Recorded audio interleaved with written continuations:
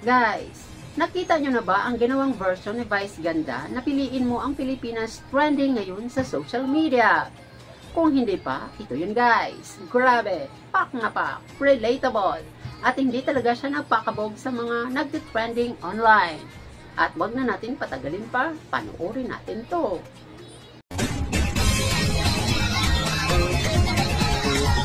Isa'y natuwa ang may likha, pitong libong pulo ang ginawa.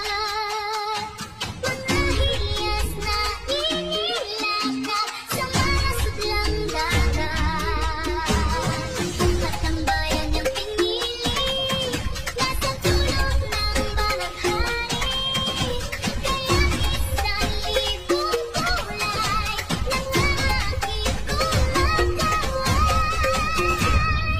Piliin mo ang Pilipinas, kapulo ang kwitas ng pelas.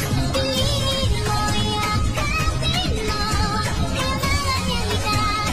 Piliin mo ang Pilipinas.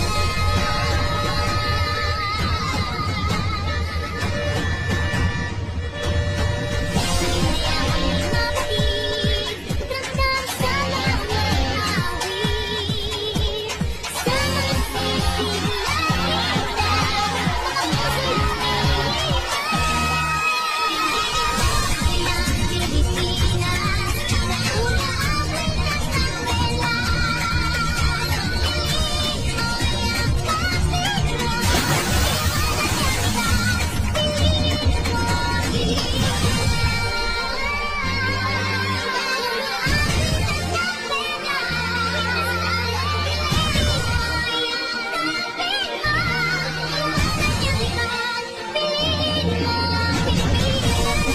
isip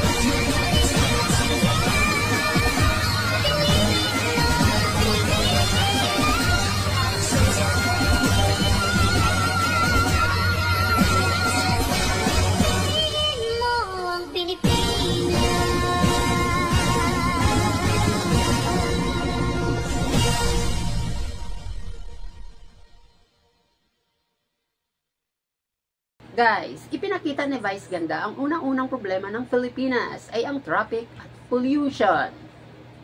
Then ipinakita din niya dito ang no to jeepney phase out na kung saan namumroblema din ang mga passengers at mismong driver ng mga jeepneys sa pagkaka-phase out nito.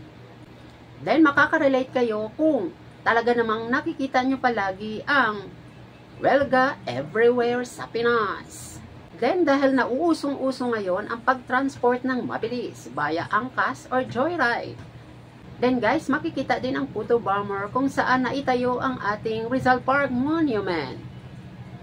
Then, naisama pa ang controversial resorts na ginawa malapit sa Chocolate Hills sa Bohol. Then, ang pinaka-the best ay ang territorial and maritime disputes in the West Philippine Sea. Ang pagbomba ng mga China Coast Guard sa mga Pinoy sa nasasakupang Philippine Sea territory. Saludo ako sa mga Coast Guard na nagbabantay ng Philippine Sea. Lumaban talaga. At guys, mahal natin ang Pilipinas. Ano't ano pa man, pipiliin natin ang Pilipinas. Thanks for watching.